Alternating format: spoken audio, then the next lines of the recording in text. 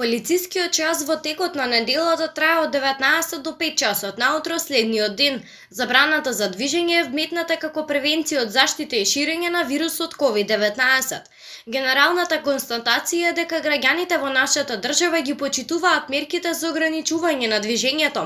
Во текот на изминатото деноноќие од страна на Министерството за внатрешни работи констатирано е дека по однос на забраната за движење на ниво на целата држава 33 лица не ја почитувале забраната за движење, при што се приведени 20 лица, а за останатите се земени податоци и ќе следуваат соодветни мерки.